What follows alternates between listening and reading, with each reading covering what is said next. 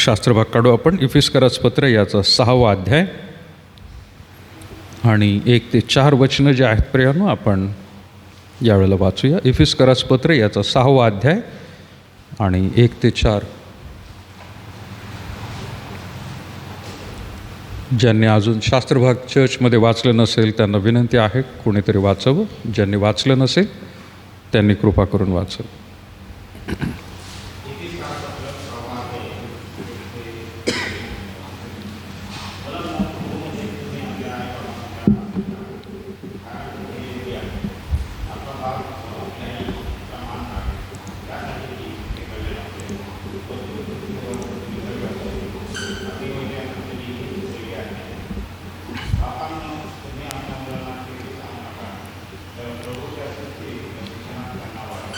देवबाप वाचलेले वचन आशीर्वादित करो. थँक्यू.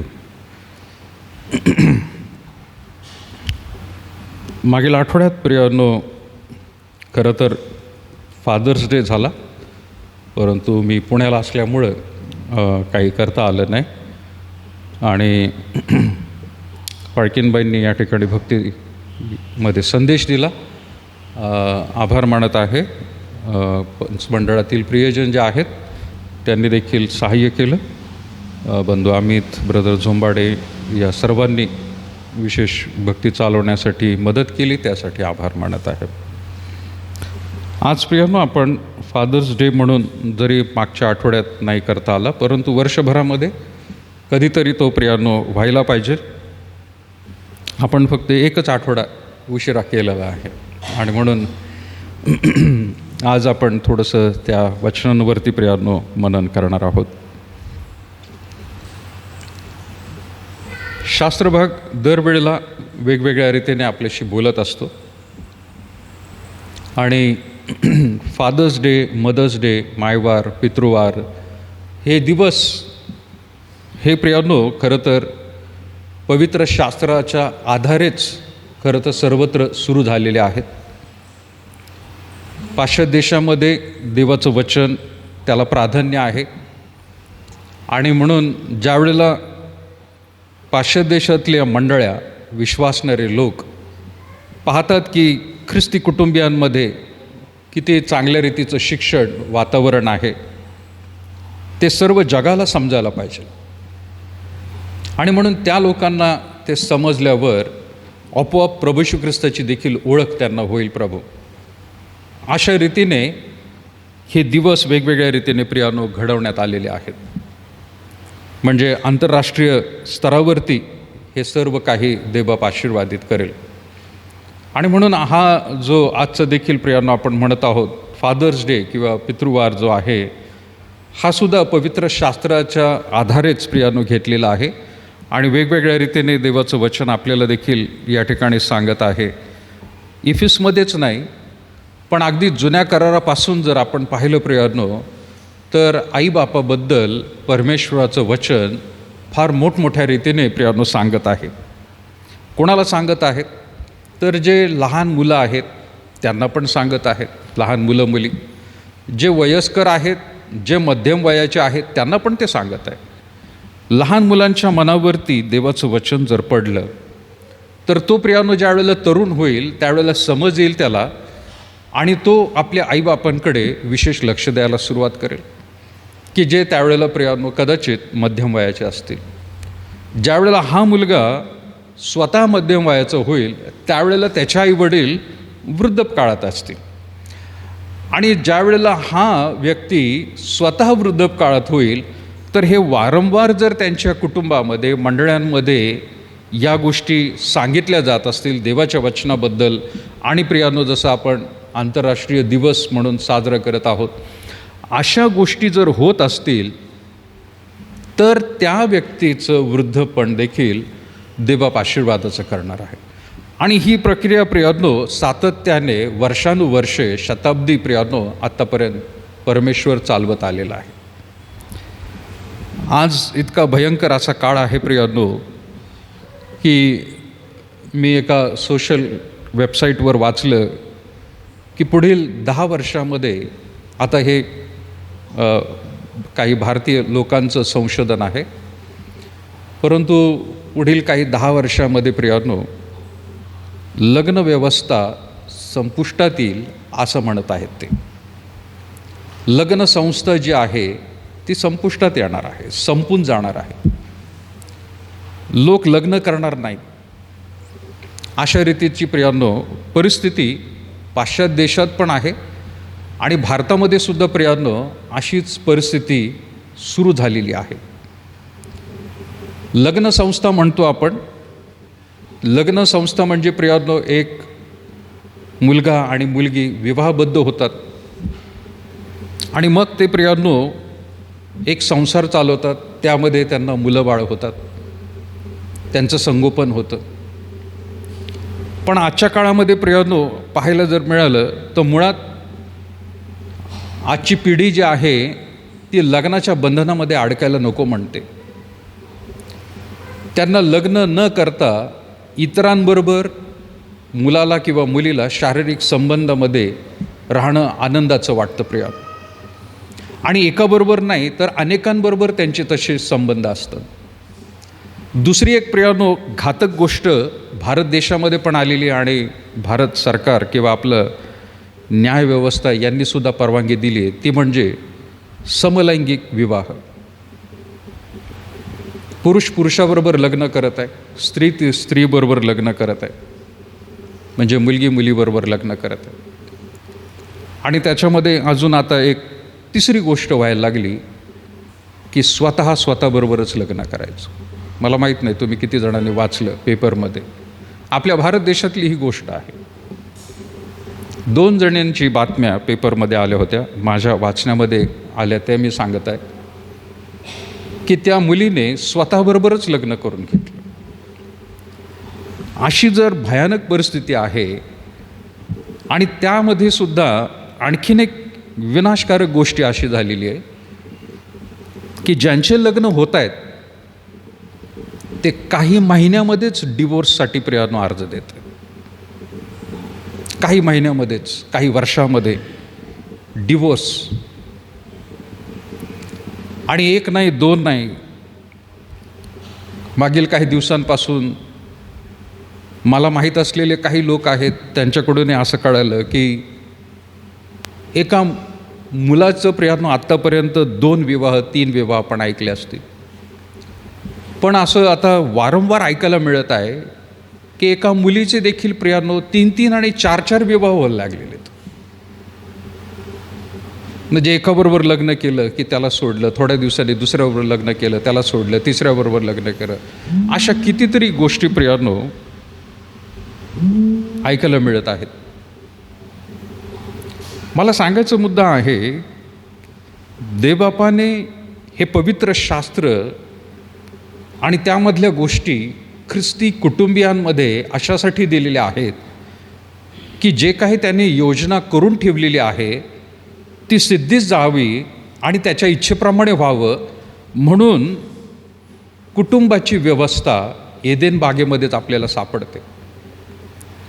स्त्री पुरुषाचा विवाह आणि त्या विवाहामधून प्रियांनो त्यांना होणारी अपत्य जे आहेत हे देखील परमेश्वर, जरी ते पापामध्ये पडले तरी देखील प्रियांनो परमेश्वर ते आशीर्वादित करत होता. आणि आजपर्यंत प्रियांनो तसं आपल्याला पाहायला मिळत आहे. आणि म्हणून आजचा जो समाज प्रियांनो आपल्या अवतीभोवती आहे त्यामध्ये आपली मुलं आणि मुली हे सुद्धा वावरत आहेत. आपल्याला खबरदारी घेणं गरजेचं आहे. आपली मुलं आणि मुली कोणत्या मुलाबरोबर मुलींबरोबर त्यांचे मैत्री आहे, त्यांचं फोन्स चालले असतात, व्हॉट्सॲप चॅटिंग असतं, ते कोणत्या लोकांना फॉलो करतात इंस्टाग्रामवर, फेसबुकवर, त्यांची विचारसरणी काय चाललेली आहे, कल कुठं चाललेला आहे. आणि आज आपण ज्याला म्हणतो प्रियांनो फादर्स डे किंवा मदर्स डे, हे भविष्यामध्ये खरंच राहणार आहे का, प्रश्न पडलेला आहे प्रियांनो. याआधीसुद्धा प्रियांनो मागील काही शताब्दींमध्ये आपल्याला माहिती आहे प्रियांनो की जसं विवाहबाह्य संबंध असल्यामुळे ज्यांचा जन्म होतो अशा मुलामुलींना हॉस्टेलमध्ये, मुलींना पंडित रमाबाई मुक्ती मिशन हे प्रियानो आधार स्थान प्रियानो मिळालेलं आहे. ही संख्या दिवसेंदिवस वाढत चाललेली आहे. या सगळ्या गोष्टीचा अर्थ काय होतोय प्रियानो, जर आपल्या समाजामध्ये आणि पाश्चात्य देशामध्ये सुद्धा जर चालला आहे, देवाच्या वचनाला दूर सारलेलं आहे. पाश्चात्य देशामध्ये ख्रिस्ती लोकांची संख्या जास्त म्हणून प्रियानो गणली जात होती. तिकडे देवाच्या वचनाला प्राधान्य दिलं जात होतं. पण आजच्या काळामध्ये प्रियानो, जसं पूर्वी मी ऐकलं होतं काही आमच्या शिक्षकांकडून, की तिकडे अगदी शाळेमध्ये सुद्धा त्यांना पवित्र शास्त्र बायबल हे शिकवलं जायचं. अमेरिकेमध्ये, इंग्लंडमध्ये आता वेगवेगळ्या राष्ट्रांचे लोक त्या ठिकाणी स्थायिक व्हायला लागलेले आहेत. विशेष करून आपल्या भारत देशातले लोकसुद्धा जातात आणि तिकडे प्रियानो वर्षानुवर्ष राहतात. एक पिढी दुसरी पिढी जाते, त्यांचा धर्म प्रियानो ते सोडत नाहीत. आणि ज्यावेळेला ते त्या ठिकाणी मोठ्या संख्येने उपलब्ध होतात एखाद्या राष्ट्रामध्ये, त्या ठिकाणी तिथले कायदेसुद्धा ते बदलायला लावतात. आणि मग त्यापैकीच एक गोष्ट प्रियानो अशी व्हायला लागली की काही ठिकाणी प्रियानो भारतातले वेगवेगळ्या धर्मातले लोक जाऊन दुसरीकडे स्थायिक होतात आणि तिथल्या राष्ट्रातील लोकांना सांगतात, बायबल शाळेमध्ये शिकवणं बंद करून टाका. आमच्या मुलांना मुलींना अशा गोष्टी नको आहेत, आम्ही ह्या गोष्टी मानत नाहीत. आणि मग नाईलाज तर प्रियानो तिथलं सरकार देखील अशा ज्या गोष्टी तिथं सुरू झालेल्या आहेत ते बंद करत आहेत. आणि म्हणून नको ती आपत्ती, नको ती गोष्टी प्रियानो त्या ठिकाणी वाढत चाललेल्या आहेत. वेगवेगळ्या रीतीने प्रियानो व्यभिचार आणि वेगवेगळ्या रीतीने प्रियानो लैंगिक संबंध जे आहेत याची मर्यादासुद्धा राहिलेली नाही प्रियानो. आणि म्हणून अभिनंदन प्रियानो त्या लोकांचं, आपल्यासमोर असलेल्या लोकांचं, की जे आजही मातापिता म्हणून प्रियानो गणले जात आहेत, होत आहेत. आणि कुटुंब व्यवस्था ही अजूनही प्रियानो देवाच्या वचनावर आधारित प्रियानो ते चालवत आहेत. जर देवबापाला प्रियानो स्थान दिलं नाही, देवाच्या वचनाला स्थान दिलं नाही, तर प्रियानो हे संपूर्ण रीतीने समाप्त होणार आहे, नाश होणार आहे. येत्या काळामध्ये प्रियानो शास्त्रज्ञ, वैज्ञानिक हे सुद्धा म्हणत चाललेले आहेत, आता मजुरांची जागा आता कम्प्युटरने घेतलेली आहे. रोबोट्स तयार झालेले आहेत, माणसासारखं काम करतात. माणसांना आता बेरोजगारी प्रियानो सहन करावी लागत आहे.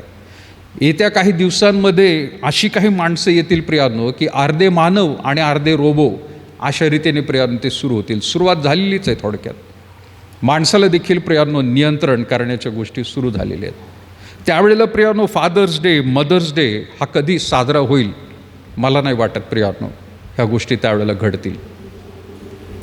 आणि म्हणून ज्यावेळेला प्रियानो आपण म्हणतो की देवाच्या वचनाला जिथे प्राधान्य दिलेलं आहे, ज्या कुटुंबामध्ये दर दिवशी देवाचं वचन वाचलं जात आहे, वचनावरती प्रियानो सांगून मुलांना देखील शिकवलं जात आहे, वाढवलं जात आहे, खात्रीने ती मुलं आणि मुली एक चांगला संसार ते करणार आहेत.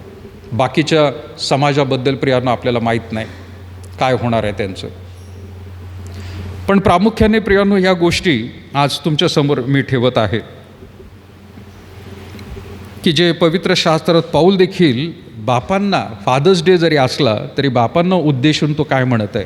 इफिस्करास पत्र याचा 6वा अध्याय आणि 4थं वचन म्हणत आहे, बापांनो तुम्ही आपल्या मुलांना चिडीस आणू नका, तर प्रभूच्या शिस्तीत व शिक्षणात त्यांना वाढवा. बापांनो तुम्ही आपल्या मुलांना चिडीस आणू नका. कोणता असा बाप आहे प्रियानो की तो आपल्या मुलांना चिडचिड करायला लावत असेल का कोणी असं? बाप मुलांना मुद्दामून छळतोय. कदाचित काही ठिकाणी असेल. आज समाजामध्ये वातावरण उलटं झालेलं आहे. मुलं बापाला जास्त चिडचिड कराव्या लागतात. त्यांचं BP हाय होतं, त्यांची शुगर हाय होती आणि मग खूप वेगवेगळे प्रकार प्रियानो घडत आहेत. पण पवित्र शास्त्रामध्ये मुलांना तर सांगितलंच आहे, पण विशेष करून बापांना सुद्धा म्हटलेलं आहे. म्हणजे सुरुवातच देवाचे वचन जे आहे, इफिस 6वा अध्याय आणि पहिलं वचन म्हणत आहे, मुलांनो प्रभूमध्ये तुम्ही आपल्या आईबापाच्या आज्ञेत राहा, कारण हे योग्य आहे. मुलांनाच आधी सांगितलेलं आहे की आईबापाच्या आज्ञेत राहा. आईबाप जे काही शिकवतील आणि सांगतील त्याप्रमाणे जर तुम्ही करत असताल तर देवबाप तुमचं जीवन आशीर्वादित करणार आहे. हां, अशा आईबापांबद्दल शंका आहे की जे प्रभूलाच ओळखत नाहीत, जे विश्वासामध्ये नाही आहेत, जे पवित्र शास्त्राला मानत नाहीत. आणि तसले आईबाप, पण तुम्ही जर देवाच्या वचनामध्ये आहात, पण तसले आईबाप जर तुम्हाला म्हणत असतील तर प्रियानो कदाचित काही गोष्टींमध्ये त्यांचं न ऐकलेलं चांगलं राहील प्रियानो. पण तुमचे आईबाप जर वचनामध्ये आहेत, प्रार्थनेमध्ये आहेत, विश्वासामध्ये चांगले आहेत, तर त्यांचं मार्गदर्शन आवर्जून घ्या आणि घेतलं पाहिजे प्रियानो. त्याला कधीही तुच्छ मानलं नाही पाहिजे. समाजामध्ये प्रियानो आज अशा आईबापांची स्थिती दिसून येते की ते व्यथित झालेले आहेत, की ते म्हणतात आमची मुलं ऐकत नाहीत, आमच्या मुली ऐकत नाहीत. त्यांना समजावून सांगितलं लाडाने, रागाने, तरी ते ऐकत नाहीत. आणि म्हणून प्रियानो कधीकधी त्यांच्याही जीवनामध्ये जर बघितलं तर स्वतःच प्रभूमध्ये नसल्यामुळे मुलं आणि मुली त्यांचं ऐकत नसतं. जर ख्रिस्तामध्ये आहेत तर प्रियानो कुटुंब देवबाप आशीर्वादाचा करणार आहेत. पण ज्यावेळेला प्रियानो आपण म्हणतो, पाऊल त्यांना सांगत आहे बापांना की मुलांना चिडीस आणू नका, तर प्रियानो खास करून तेवढ्या वचनाला विचार करून पुढचा भागसुद्धा महत्त्वाचा तो म्हणत आहे. चिडीस आणू नका, तर प्रभूच्या शिस्तीत व शिक्षणात त्यांना वाढवा. यातला एक शब्द जर गाळला प्रियानो तर सगळं प्रियानो इतर समाजासारखं आपलं होईल. कोणता शब्द गाळला तर इफिसकरास पत्र 6वा अध्याय 4थं वचन आणि त्याचा दुसरा भाग. यामध्ये तर शब्दानंतर काय आहे? प्रभूच्या. याच्यावरती तुम्ही बोट ठेवलं आणि वाचलं तर काय होईल? बापांनो तुम्ही आपल्या मुलांना चिडीस आणू नका, तर शिस्तीत आणि शिक्षणात त्यांना वाढवा. शिस्तीत आणि शिक्षणात. कुठल्या शिस्तीत? आज समाजातली दुसरी जे लोक आहेत ते शिस्त लावतात, ते प्रियानो शिक्षणात चांगलं वाढवतात, शिस्त पण लावतात, पण प्रियानो त्याचा परिणाम भयंकर असा दिसतो. कारण त्यांना प्रभूच माहीत नाही आहे, प्रेम माहीत नाही आहे. आणि मग अशा काही गोष्टी प्रियानो आपल्याला ऐकायला मिळतात की मुलं प्रियानो आईवडिलांनी शिस्त लावली, शिक्षण दिलं, इतके मोठे झाले, चांगल्या पगाराची नोकरी लागली, लाखो रुपयांचं प्रियानो त्यांना पॅकेज मिळालं, परदेशामध्ये जाऊन राहिले, परदेशात जाऊन राहिले, पण मृत्यूच्या वेळेला कोणीही त्या ठिकाणी जवळ आले. शेजार पाजाऱ्यांनी प्रियानो त्यांचे अंत्यसंस्कार केले, नातेवाईकांनी केले. स्वतःच्या पोटची मुलं त्यांना प्रियानो वेळ नाही.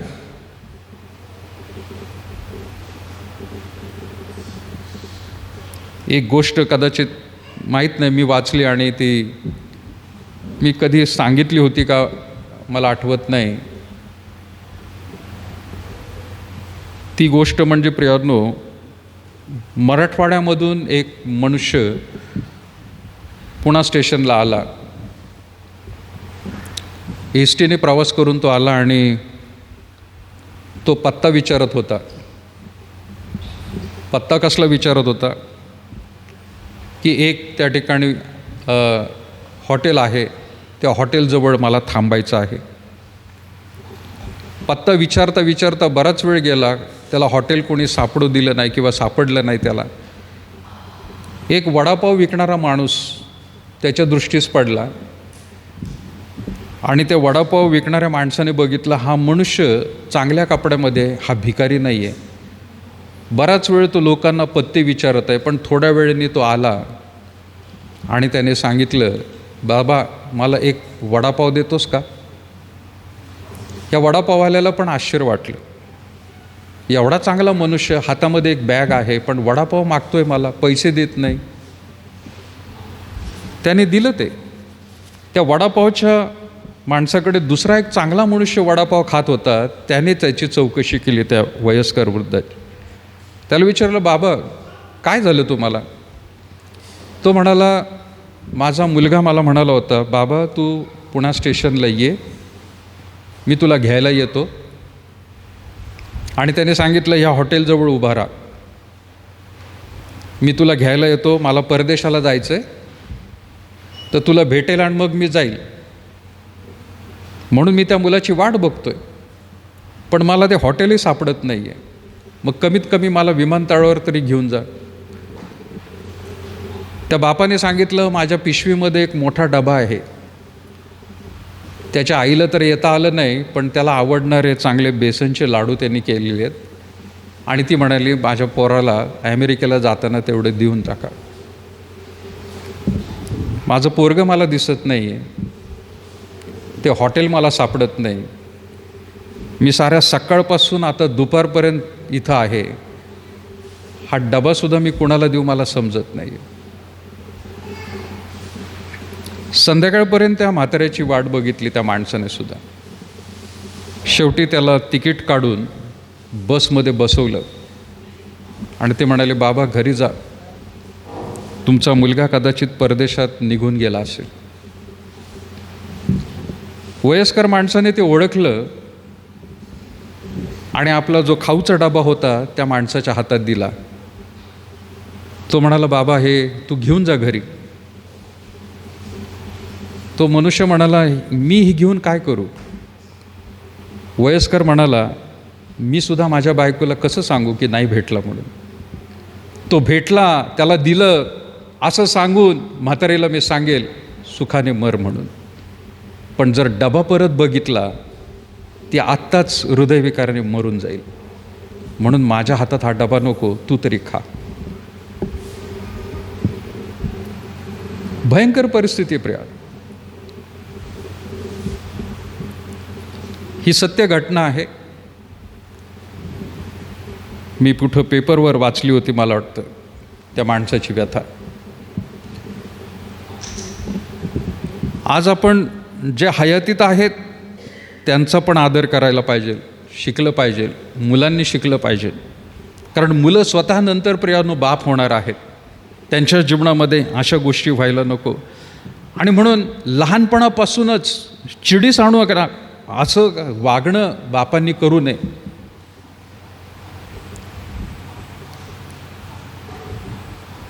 जोक म्हणून प्रियानो काही वेळेला काही गोष्टी ऐकायला मिळतात. बाप काहीतरी मुलाला ओरडतो, मुलगा रागाने, शाळेतला मुलगा रागाने बापासमोरून निघून जातो, बाथरूममध्ये जातो, तोंड धुतो, परत येतो. ज्या वेळेला बाप ओरडतो, त्याला रागवतो, त्या वेळेला तो रडतो, बाथरूममध्ये जातो, तोंड धुवून परत येतो.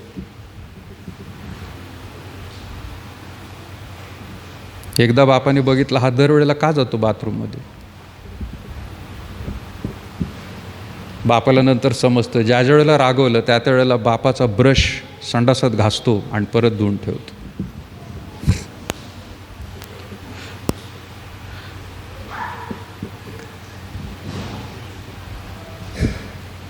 त्याला बापासमोर रिॲक्शन देता येत नाही. मग तो ब्रश त्यांचा घेतो आणि तिथं लावून ठेवतो परत. काय संस्कार, कसा हा मुलगा पुढं प्रियानो होईल. अशा रीतीची वागणूक ख्रिस्ती कुटुंबांमध्ये नको आहे. मुलामुलींनी आपल्या बापाची काळजी घ्यायला पाहिजे. काही वेळेला काही ठिकाणी प्रियानो असं एक ग्रह झालेला आहे की मुलानेच फक्त काळजी घ्यायची, आणि काही ठिकाणी ग्रह झालेला आहे मुलीनेच बापाची काळजी घ्यायची. पोरगं कसंही राहिलं तरी चालेल. जर वचनाची शिकवण आहे प्रियानो, तर खात्रीने प्रियानो तसं होणार नाही. आणि म्हणून पहिली गोष्ट पाऊल म्हणत आहे, मुलांना चिडीस आणू नका. नीतिसूत्रे प्रियानो आपण जर काढलं, मगाशी जे 3रा अध्याय वाचला आपण, नीतिसूत्रे याचा 3रा अध्याय आणि 11 आणि 12 वचन प्रियानो जे आपण आळीपाळीने वाचलं, त्यामध्ये काय म्हटले बघा. कोणी वाचेल 11 आणि 12 वचन? नीतिसूत्रे 3रा अध्याय.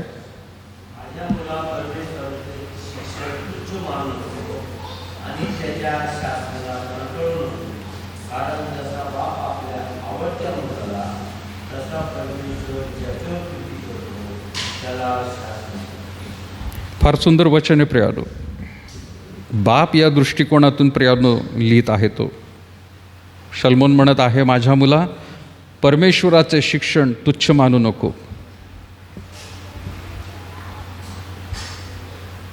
जगातलं दुसरं शिक्षण कदाचित घेतलेला मनुष्य नसेल, अडाणी असेल, अशिक्षित असेल, पण देवाचं वचन ज्याला प्रियानो माहीत आहे, तो सगळ्यात शिकलेला माणूस आहे. आणि म्हणून शलोमोन देखील म्हणत आहे, परमेश्वराचे शिक्षण तुच्छ मानू नको. म्हणजे काय? त्याला दुय्यम स्थानसुद्धा देऊ नको. काही लोक आहेत की देवाचं वचन किंवा देवाचं शिक्षण हे बाजूला सारतात, बाकीचं जगातलं शिक्षण, ज्ञान मिळवण्याचा प्रयत्न करतात.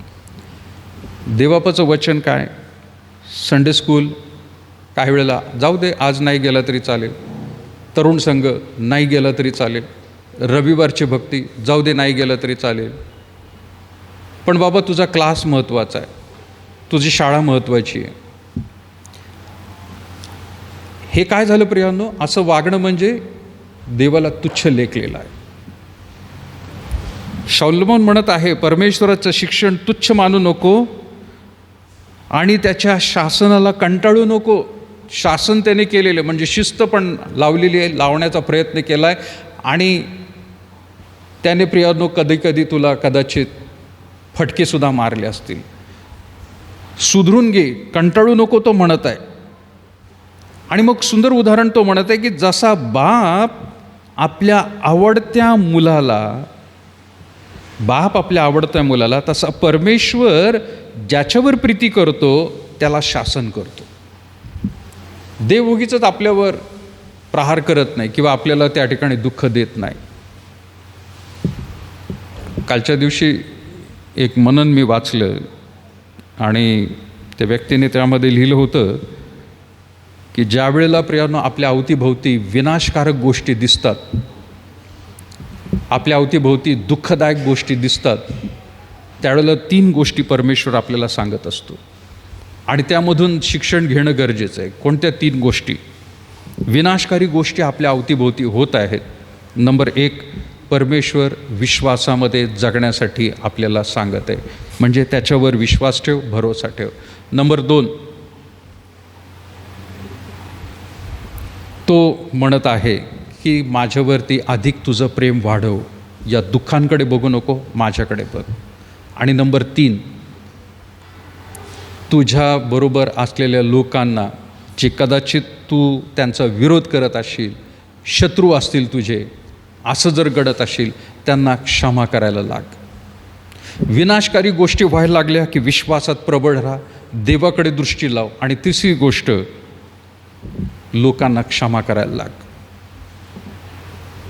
ह्या महत्त्वाच्या गोष्टी प्रियानं सांगितलेल्या आहेत. आणि म्हणून ज्या वेळेला आपण म्हणतो की परमेश्वर आपल्या अवतीभोवती किंवा आपल्या जीवनामध्ये भयंकर अशा गोष्टी येतात, तर ह्या गोष्टी समजून घेणं गरजेचं आहे की प्रभू माझ्याशी काय बोलत आहे. विश्वासामध्ये वाढ, माझ्याकडे दृष्टी लाव आणि आपल्या अवतीभोवती लोकांना क्षमा करायला लाग.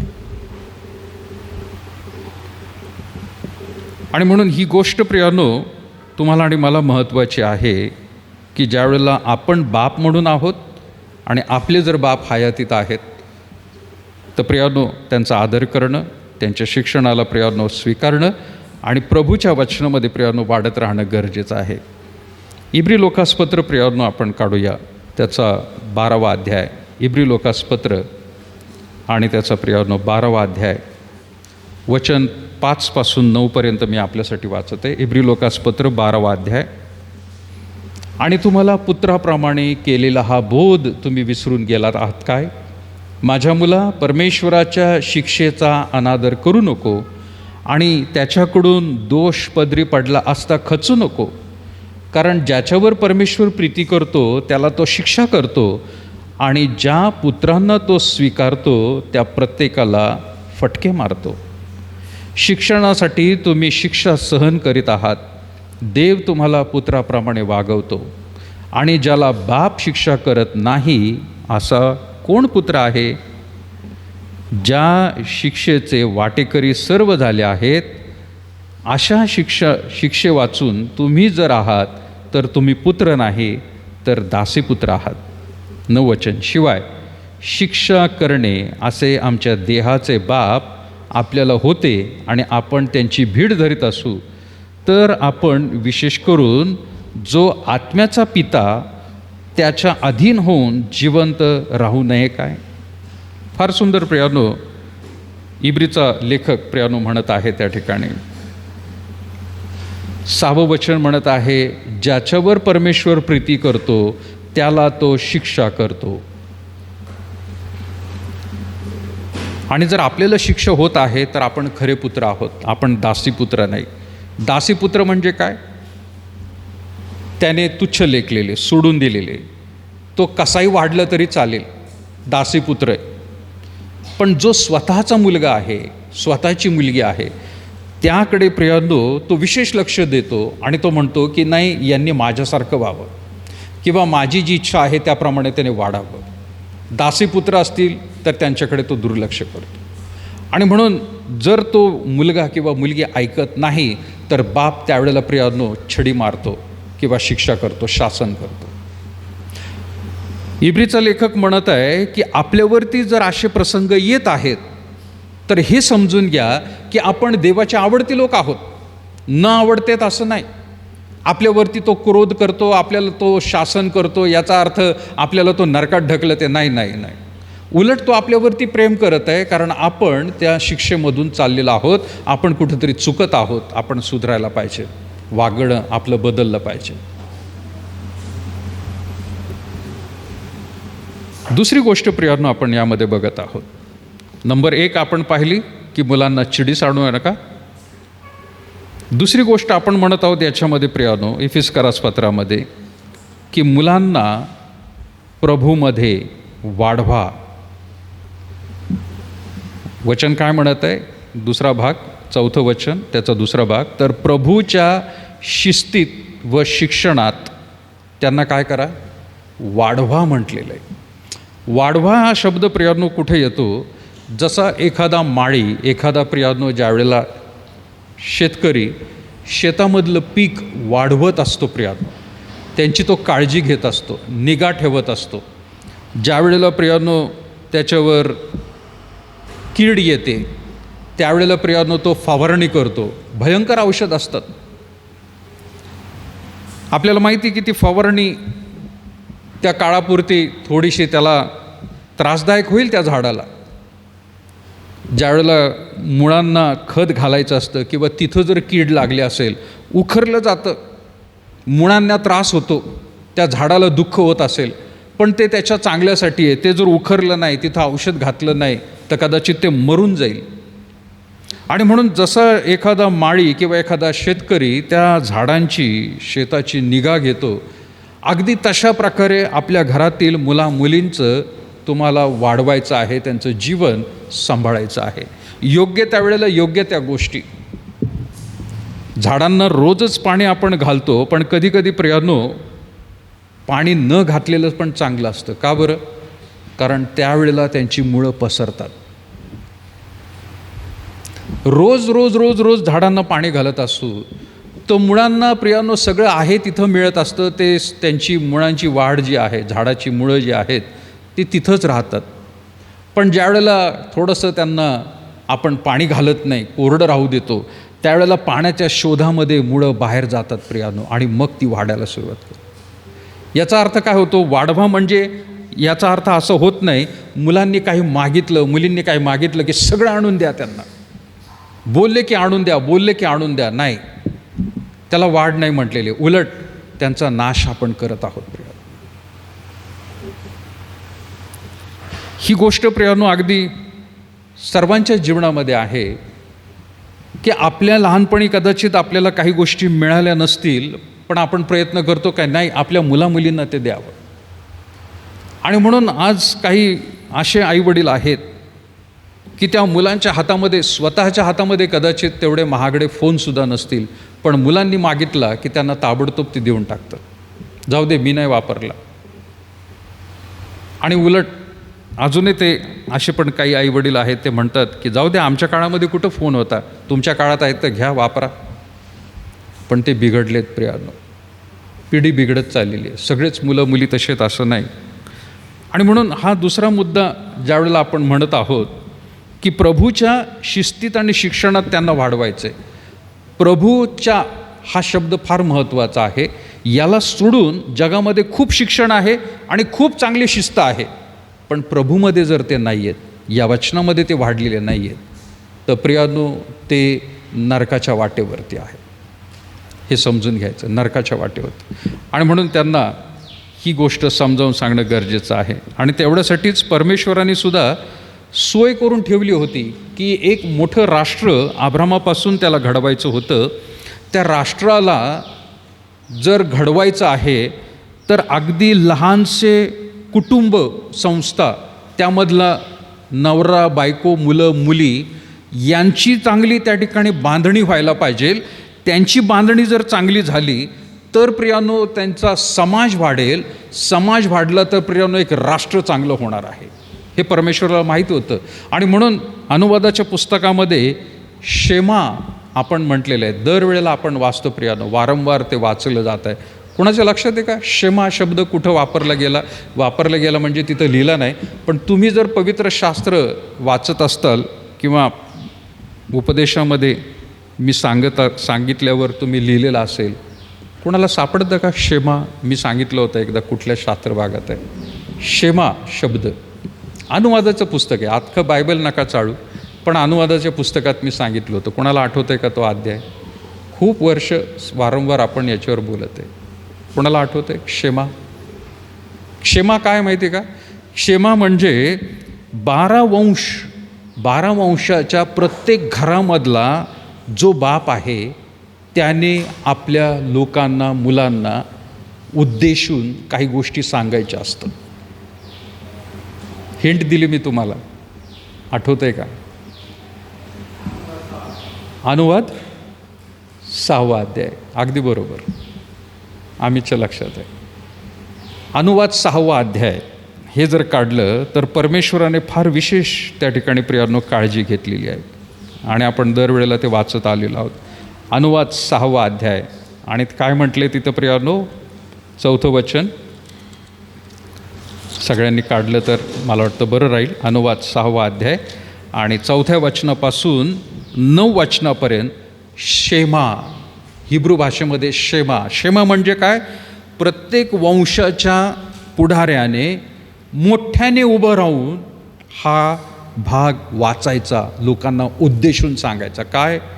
हे इस्रायला श्रवण कर म्हणजे काय? ऐक. प्रत्येक 12 वंशातल्या मोठ्या माणसाने मोठ्याने ओरडायचं आहे आणि आपल्या लोकांना सांगायचं, हे इस्रायला श्रवण कर, आपला देव परमेश्वर हा अनन्य परमेश्वर आहे. तू आपला देव परमेश्वर याचवर पूर्ण मनाने, पूर्ण जीवाने, पूर्ण शक्तीने प्रीती कर. ज्या गोष्टी मी आज तुला बजावून सांगत आहे त्या तुझ्या हृदयात ठसव. पहिलं कुठं ठसव? तुझ्या हृदयामध्ये आधी ठसव. मग तो म्हणत आहे आणि त्या तू आपल्या मुलाबाळांच्या मनावर बिंबव. आधी तुझ्या हृदयामध्ये, मग मुलांच्या मनावर बिंबव. आणि घरी बसलेला असता, मार्गाने चालला असता, निसता उठता त्याच विषयी बोलत जा. त्या आपल्या हाताला चिन्ह दाखल बांध आणि आपल्या डोळ्यांच्या मध्यभागी कपाळपट्टी म्हणून लाव. आपल्या दाराच्या बाह्यांवर व आपल्या फाटकांवर त्या लिही. मुख्य माणूस दर दिवशी, लक्षात घ्या, दर दिवशी उभा राहतो आणि त्याचा जो वंश आहे त्या वंशातल्या सर्व पुरुषांना उद्देशून मोठमोठ्या रीतीने रोज आणि रोज बोलायचा, हे इस्रायला श्रवण कर, ऐक. कारण देवाला माहीत होतं त्याला राष्ट्र घडवायचं आहे, तर लहान लहान कुटुंब व्यवस्था फार महत्त्वाची आहे. मी सुरुवातीला जसं म्हटलं प्रियानो, की येत्या काही वर्षांमध्ये कुटुंब संस्था बंद होईल. फादर्स डे, मदर्स डे तो विसरून जा, चिल्ड्रन्स डे राहील कदाचित, पण प्रियानो अख्खं राष्ट्र ह्याच्याने उद्ध्वस्त होणार आहे. अमेरिकेसारखं पुढारलेलं राष्ट्र, तिथंसुद्धा प्रियानो वाळवी लागल्यासारखं प्रियानो झालेलं आहे. खालून वरून दिसायला सगळं झगमगाट आहे प्रियानो, पण खालून वाळवी लागलेली एक कुटुंबियांना, व्यवस्थेला कधीही ढासळून जाईल प्रियानो ते. कारण देवाच्या वचनाला प्रियानो आधी त्यांनी धरलं होतं, आता मात्र त्यांनी सोडून दिलेलं आहे.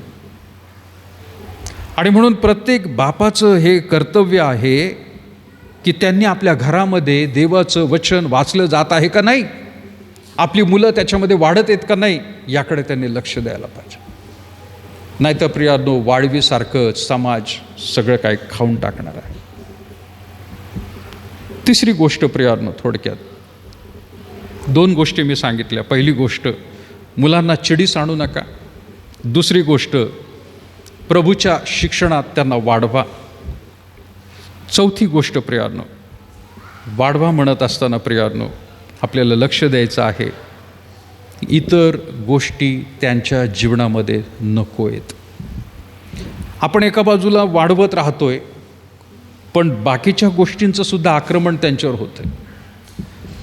पूर्वी फक्त असं सांगितलं जायचं की टी व्ही एक मोठं माध्यम होतं, की त्या माध्यमामुळं आज आपल्या मुलांवरती भयंकर संस्कार पडलेले आहेत. कारण टी व्हीवरती जाहिराती म्हणा, टी व्हीवरचे सिरियल म्हणा, हे सगळे मुलांवरती, आपल्यावर पण परिणाम होतात, मुलांवर देखील परिणाम होतात.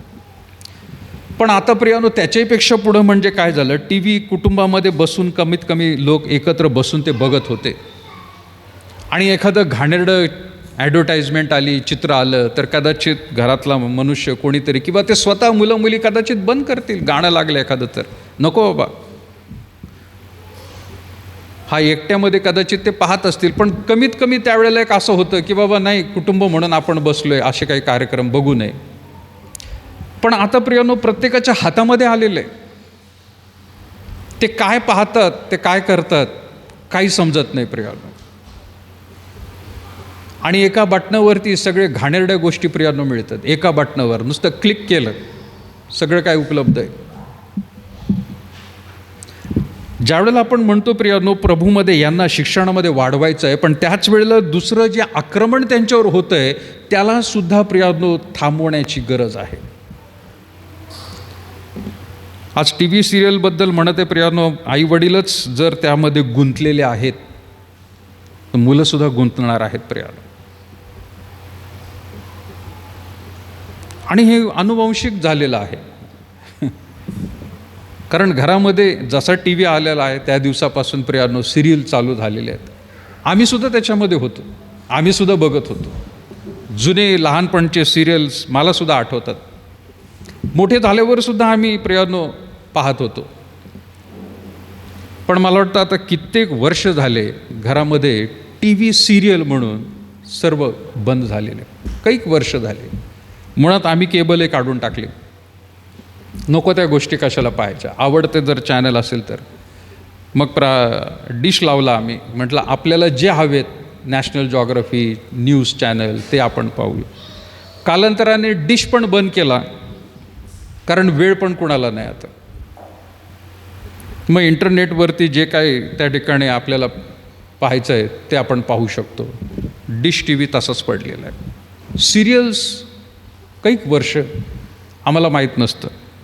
ज्यावेळेला आमच्या नातेवाईकांकडे किंवा कोणाच्या घरी, मित्रमंडळीच्या घरी गेलो त्यावेळेला आम्हाला दिसतं, अरे, आणि ते म्हणतात नाही पाहत का तुम्ही? आम्हाला नावसुद्धा माहीत नाही. म्हटलं बाबा याचं काय. आईवडीलच गुंतलेले आहेत तर मुलंसुद्धा गुंतले जातील. त्याचा प्रभाव तर भयंकर आहे प्रियानो मनावरती. आणि सगळीकडे एकच आहे सध्या, नाही का, सासू आणि सून नाही, एक पती दोन बायका. एक बाई दोन नवरे, याला सोडून दुसरं काय टॉपिक? चटपटीत करून फक्त ते दाखवत राहतात. अस्तित्वात नाही आहे पण दाखवतात, आणि अस्तित्वात घडतं आहे प्रियांनो. ते आता दाखवून ते घडलं जातं आहे. जर आईबापच याच्यामध्ये गुंतलेले आहेत, मुलांवर काय संस्कार आहेत प्रिया? आपल्याला हे पाहायचं आहे, बाहेरचं आक्रमण त्यांच्यावर जर होत आहे ते कसं थांबवलं जाईल? ते आपल्या हातामध्ये प्रिया, आपली कुटुंब व्यवस्था. आणि म्हणून प्रियानो, आज ह्या 3 गोष्टी तुमच्यासमोर मी मांडत आहे. चिडीस आणू नका, प्रभूच्या शिस्तीत वाढवा प्रियानो. पण तिसरी गोष्ट, बाहेरचं आक्रमण, त्याकडे सुद्धा प्रियानो लक्ष द्यायचं आहे. जाता जाता नीतिसूत्रामधले काही वचनं प्रियानो आपण वाचूया. नीतिसूत्रे आपण काढूया. 1 अध्याय आणि त्याचं 7वं वचन कोणी वाचेल मोठ्याने? नीतिसूत्रे याचा 1 अध्याय 7वं वचन कोणी वाचेल एकाने?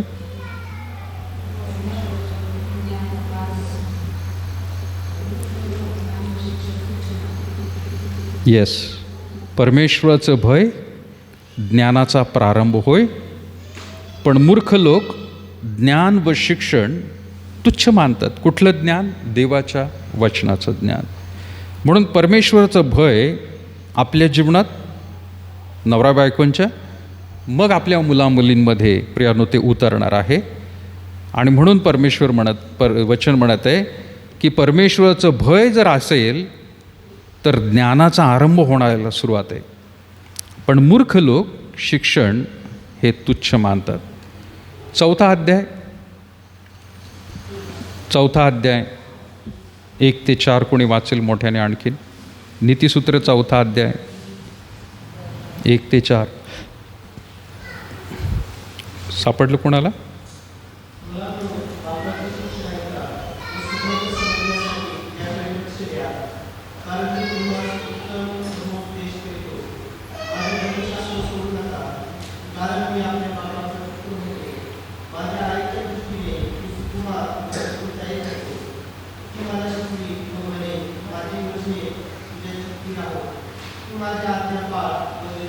Yes, thank you. बापच म्हणत आहे प्रियानो, काय मुलांनो, बापाचे शिक्षण ऐका व सुज्ञता समजण्यासाठी त्याकडे लक्ष द्या.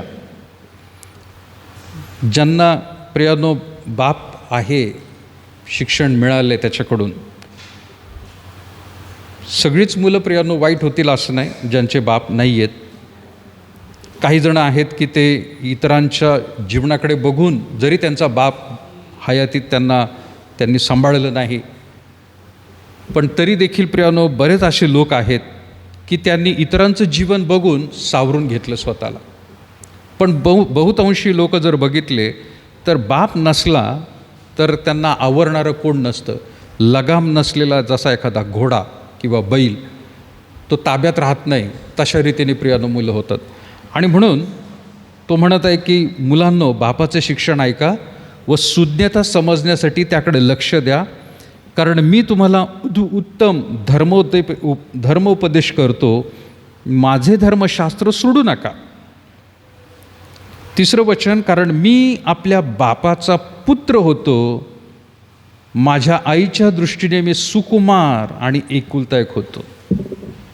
पुत्र आहे म्हणून बाप काय करतो? त्याला लाडाने नाही, लाडाने पण आणि कधीकधी शिस्तीने, कडक, मुलगा आहेस तू असं म्हणून प्रियानो त्याला वाढवतात. पण आई जी असते ती प्रेमळ हाताने, नाही हो, त्याला एवढा त्रास देऊ नका, एवढं त्याला उचलायला लावू नका, काम करायला लावू नका, असं कुठंतरी आई सांगत असते. ते तो सांगत आहे त्या ठिकाणी, कारण मी आपल्या बापाचा पुत्र होतो, माझ्या आईच्या दृष्टीने मी सुकुमार आणि एकुलता एक होतो. लाड होता तिथं. 4थं वचन, ती मला शिकवी व म्हणे, माझी वचने तुझ्या चित्तीत राहो, तू माझ्या आज्ञा पाळ आणि दीर्घायुष्य हो. काही वेळेला आईवडील म्हणतात नाही का, माझं जीवन, माझं आयुष्य तुला लाभो, तू जग बाबा, तू मोठा हो, आम्ही कमी झालो तरी चालेल. म्हणजे संपूर्ण रीतीने तुझ्यासाठी वाटेल ते करायला आम्ही तयार आहोत. पण तुझं जीवन आशीर्वादित व्हायला. आणि काही प्रियानो अशी उदाहरणं आपल्या समोर आहेत किंवा आपल्या वैयक्तिक जीवनामध्ये आहेत की ज्यांच्या आईबापांनी खूप कष्ट केलेत, त्याग केला, स्वतःला नाही पण आपल्या मुलांसाठी प्रियानो भाकरीची रेलचेल त्यांनी करून ठेवली. ह्या गोष्टी आजच्या काळामध्ये प्रियानो फार महत्त्वाच्या आहेत. नाहीतर मी जसं म्हटलं की प्रियानो समाज भयंकर झालेला आहे. येत्या काही वर्षात कुटुंब संस्थाच बंद झाली तर, कारण कुटुंब संस्था बंद व्हायला आता सुरुवात झालेली आहे. आणि म्हणून आपल्या मुलामुलींना या शिक्षणामध्ये वाढवणं गरजेचं आहे. आपल्या मुलांना प्रियानो काम करायला शिकवा. काही वेळेला आईवडील मुलांना काम करायला शिकवत नाही किंवा सांगत नाही. त्यांना शिकू द्या काम करायला. काम करून प्रियानो त्याच्याबद्दल आपल्याला काय मिळतं हे त्यांना समजू द्या. किती मिळतं, मी एवढं काम केलं आणि मला एवढं मिळालं. कारण उधळपट्टी मात्र मग असं वाटतं की हा बाप आहे, बापाची संपत्ती आहे. पण ज्यावेळेला स्वतः काम गाळतील त्यावेळेला समजतं की बाबा मला किती मिळालं.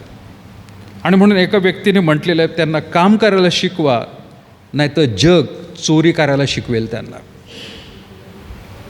तुम्ही काम करून कष्ट करून किती मिळतं हे शिकवा, त्यांना दाखवा तुम्ही हयातीत असतानाच, नाही तर जग त्यांना चोरी करायला शिकवेल.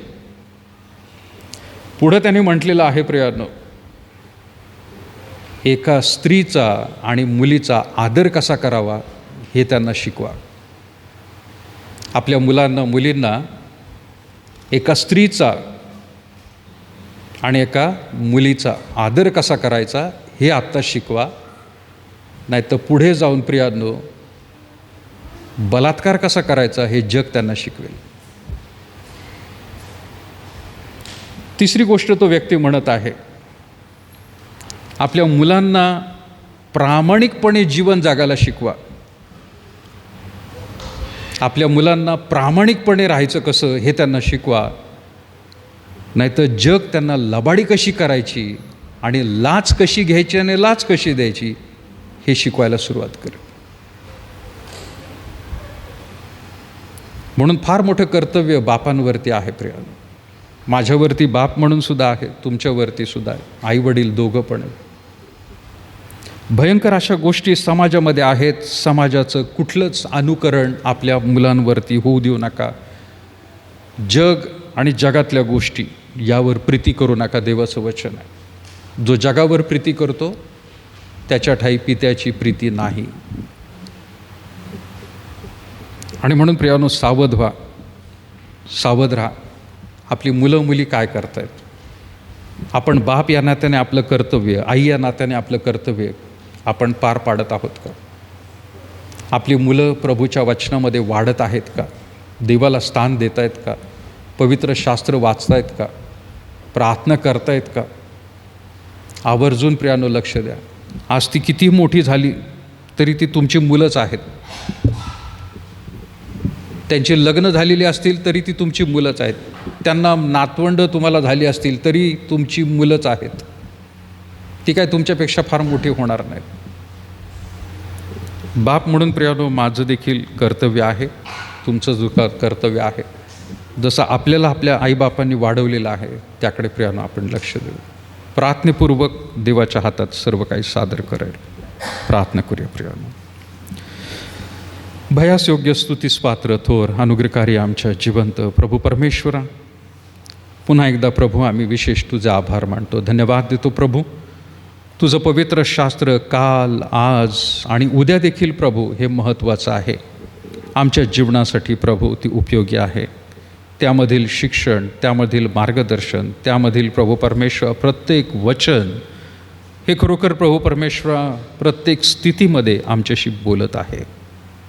आज देखील प्रभू परमेश्वरा तुझ्या वचनातून आम्ही जे काय पाहिलेलं आहे त्यावरती तुझी विपुल कृपा दया देऊन प्रभू आम्ही ते ऐकलेलं आहे.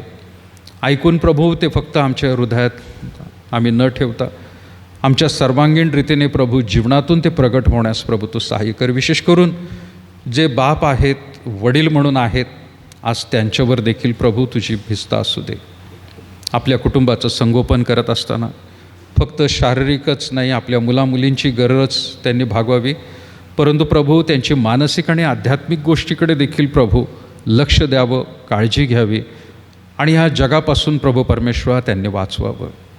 ये प्रभू परमेश्वरा, भयानक अशा गोष्टी प्रभू समाजामध्ये होत आहेत, परंतु मी आभार मानतो विश्वासणाऱ्यांचं जीवन प्रभू परमेश्वरा तू आजपर्यंत राखत आलेला आहे. ये प्रभू, इथून पुढं प्रभू परमेश्वर प्रत्येक पित्यावरती तुझी विपुल दया असू दे, मातेवरती देखील दया असू दे, आपल्या कुटुंबावरती अधिक ते प्रेम करतील प्रभू. इतर जगातल्या गोष्टींना नाही, परंतु तुला ते प्राधान्य देतील की जेणेकरून त्यांच्या मुलांवरती अशाच रीतीचे संस्कार पुढे देखील चालू राहतील. ये प्रभू, आज मंडळीतील आणि उपस्थित असलेल्या प्रभू सर्व पित्यांवर आणि ह्या कुटुंबियांवरती तुझा विपुलतेचा आशीर्वाद असू दे.